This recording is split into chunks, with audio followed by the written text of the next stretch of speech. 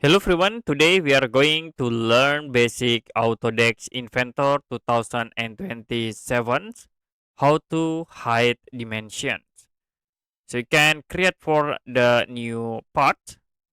Okay, as example, I will create sketch and you can create line here, the sub object by using the line tools.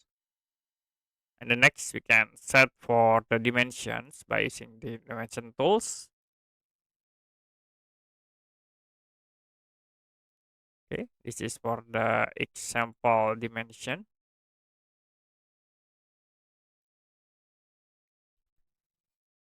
And you can click finish. Now, if you want to hide the dimensions in this sketch, you can go to view, click on object visibility, and then you can uncheck for the sketch dimension. So it will be hide the dimensions on the sketch.